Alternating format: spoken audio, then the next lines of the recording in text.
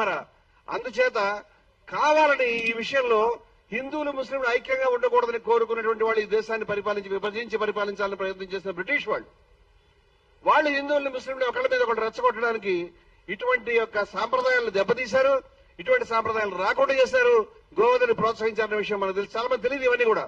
మరి ఇవాళ పరిస్థితి ఏ విధంగా ఉన్నది?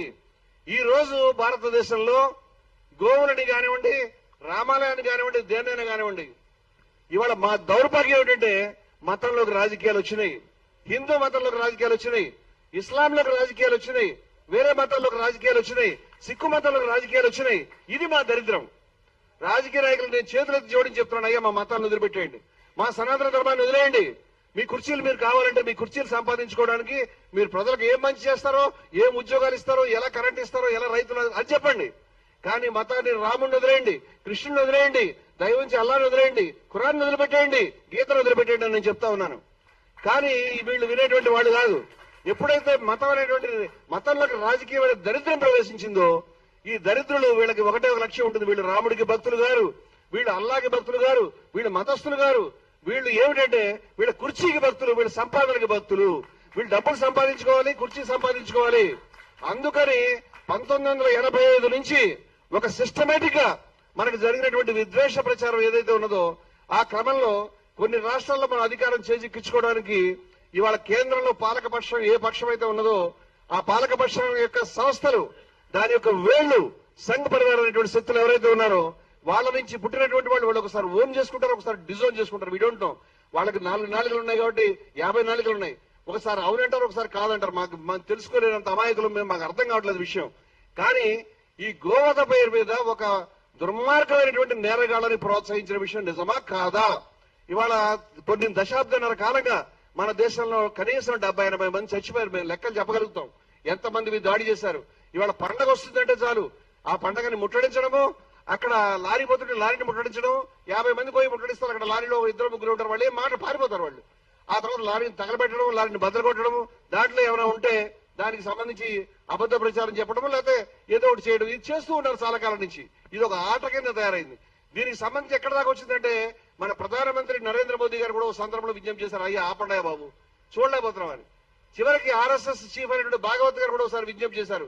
విజ్ఞప్తి నిజమైనదైతే మీరు దాన్ని నియంత్రించలేరా అని మేము అడుగుతున్నాం. మేము నిజమైనదైతే మీరు నియంత్రించాలి. అక్కలకు ఏ విధంగా చంపేశారంటే 2015లో అక్కలకు ఏ విధంగా చంపేశారు చెప్పండి?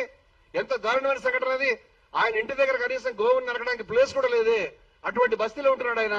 ఆయన ఇంటి మీద దాడి చేసి ఆయన ఇల్లంతా బద్దలు కొట్టి ఆయనని అక్కడ ఉన్నటువంటి కుటుంబంతో ఆయన తల బాది ఆయన దారుణంగా చేశారు. వాళ్ళ పిల్లవాడిని గాయపరిచారు.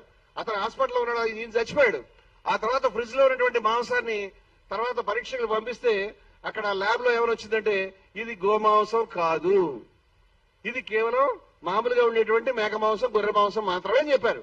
ఇప్పుడు అక్కలకు ప్రాణాలు ఎవరిస్తారని అడుగుతున్నాను నేను. ఇటువంటి అక్కలకు ఎంతమంది చచ్చిపోయారు? అలాగే దళితులపైన ఎన్నిసార్లు దాడి చేశారు? జజ్జర్లో 2002లో దళితుల్ని సజీవ దహనం చేశారు గోహత్య అనేటువంటి నేరం పేరు మీద. చాలా గుండెలు కలచేసే విషయాలు. మనం అక్కడ గుజరాత్ లో చూసిన ఉనా ప్రాంతంలో దళితుల్ని చాలా దారుణ, దేశం మొత్తం అంతా కూడా కలవరపడేటువంటి దారుణమైనటువంటి సంఘటన అది. దళితుల్ని కట్టేసి ఒక కారుకి వెనకాల వాళ్ళు అప్పటికే చాలా మందిని కొట్టారు, చొక్కాలు లేకుండా వాళ్ళని నిలబెట్టి అందరి ముందు ఇనుప రాడ్లు తీసుకుంటూ వాళ్ళని చావబాతున్నటువంటి దృశ్యాలను దేశం అంతా తిలకించి వాళ్ళు మొత్తం భోజనం చేయలేక మొత్తం దేశం అంతా అట్టుడికి పోయినటువంటి సంఘటనలు ఇవన్నీ. ఈ దుర్మార్గానికి ఎవరు పాల్పడ్డారు? ఇవాళ ఎవరైనా కనుక మేము చేయము దీనికి ఈ యొక్క ఈ గోవుకు సంబంధించినటువంటి మేము వాళ్ళ ఆ దళితులే ఆ యొక్క గోవుని చనిపోయినటువంటి గోవుకి దానికి సంబంధించి డిస్పోజ్ చేయాలి. సోమేశ్వర స్వామి గారు వచ్చారు, వారిని ఆహ్వానిస్తా ఉన్నాం. మధ్యలో కూడా ఒకళ్ళిద్దరు మిత్రులు వచ్చారు కదా. గణేష్ ఎవరు వచ్చారు? బాలకృష్ణ భయానంద స్వామి గారు వచ్చారు. ఒకసారి లేచినామండి సార్.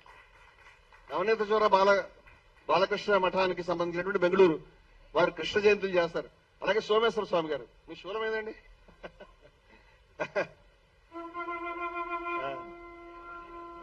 సంతోషం.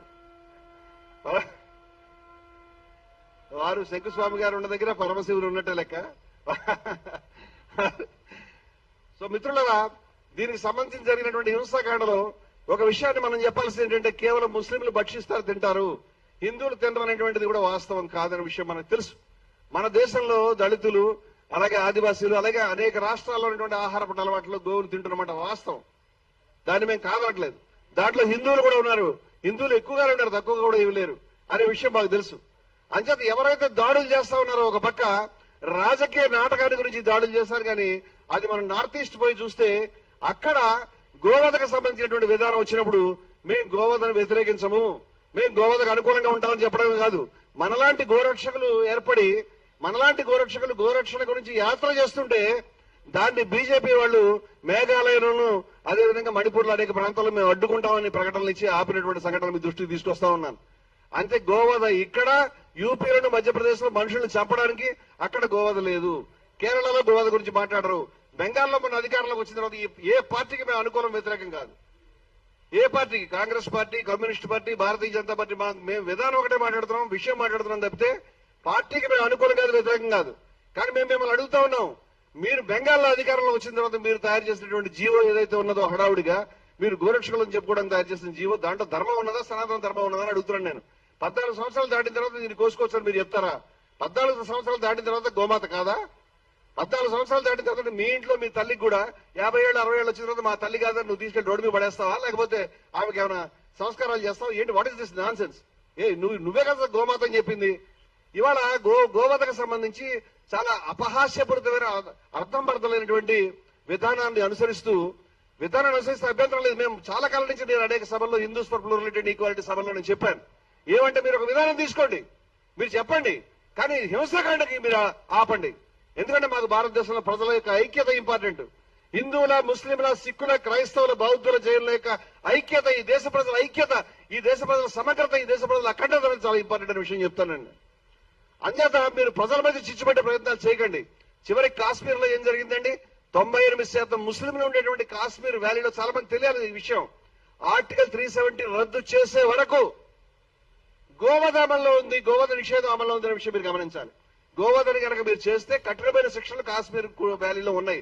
ఆర్టికల్ 370తో పాటు అవి కూడా పోయినాయి. ఆ విషయాన్ని చెప్పడం లేదు మీరు. ఆర్టికల్ 370 గురించి పండగ చేసుకుంటున్నారు వీళ్లే, రద్దయిందని. అదే సందర్భంలో గోవధ నిషేధాన్ని గురించి దాడులకు పాల్పడేది కూడా వీళ్లే.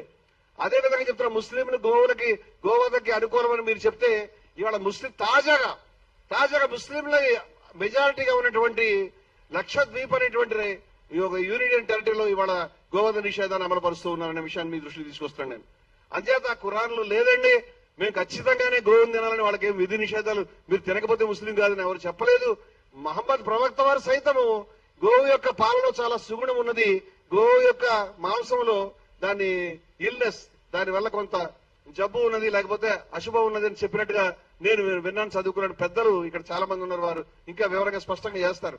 అలాగే 4వ ఖలీఫా అయినటువంటి అలీ గారు కూడా వారు కంప్లీట్ గా వెజిటేరియన్ గా ఉన్నారని, వారు ఏ విధమైనటువంటి జంతు మాంసాన్ని మీరు చంపకండి, చంపి మీ యొక్క పొట్టని వాటి యొక్క కర్ణస్థలంగా చేసుకోకండి చెప్పినట్టుగా మాకు తెలుసు.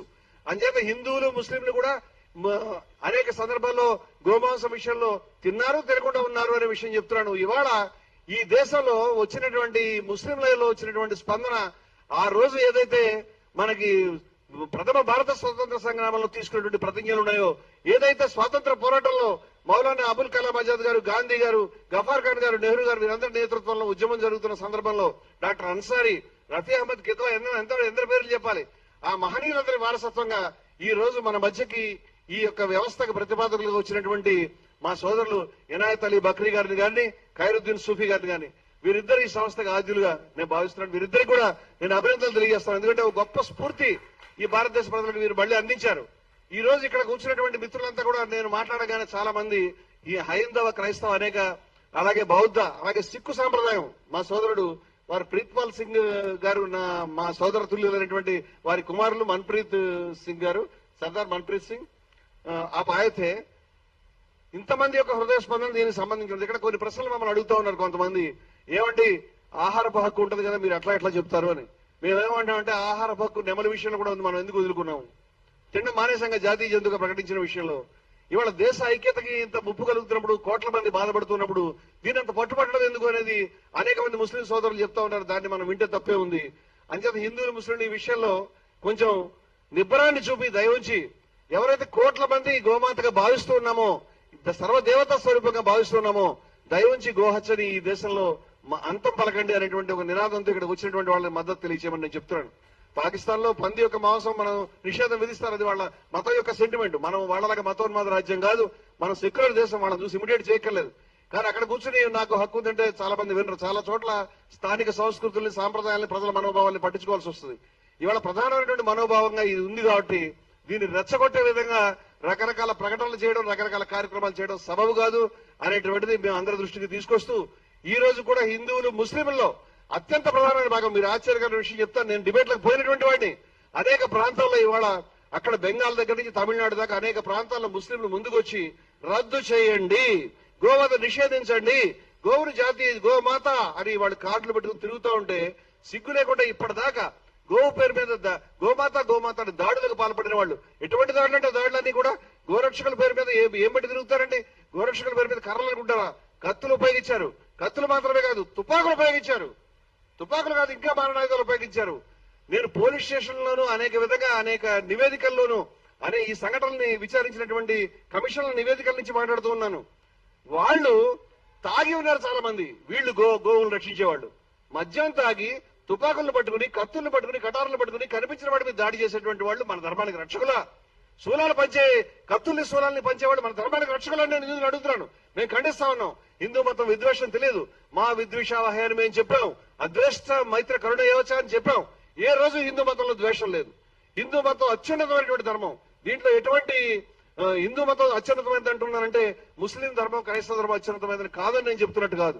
ముస్లిం ధర్మం, క్రైస్తవ ధర్మం కూడా అత్యున్నతమైనది. ప్రపంచంలో అన్ని మతాలు కూడా అత్యంత గొప్ప సత్యాలను చెప్పారు. స్వామి వివేకానందుడు చెప్పాడు, ప్రపంచంలో అన్ని మతాలు గొప్ప సత్యాలను చెప్పాయి. అనేక మంది మహనీయులు ప్రొడ్యూస్ చేసాయి. ఏ మతాన్ని కించపరచవద్దు, ఆ మతం నుంచి ఈ మతానికి కన్వర్ట్ కావాలి, ఆ మతం నుంచి ఈ గొప్పది, ఈ మతం తక్కువ అని ప్రచారాలకు పోవద్దు, మతపరమైన నింద చేయొద్దని మేము చెప్తున్నాం. విద్వేషాన్ని అనవసరంగా రెచ్చగొట్టవద్దు, ప్రజల యొక్క మనసుల్ని గాయపరచవద్దు. ఈ విషయానికి పరిష్కారంగా మేము మీ ముందు ఈ 10 నినాదాలను మీ ముందు తీసుకొస్తున్నాము. నేను చదివి వినిపిస్తానండి. దయవుంచి మన పాత్రికేయ సోదరులకు దీనికి సంబంధించిన కాపీల్ని ఇస్తున్నాం మేము. ఈ 10 నినాదాలు ఏవైతే ఉన్నాయో ఇవి గౌరక్ష సమితి యొక్క డిమాండ్స్ గా ఉండబోతున్నాయి.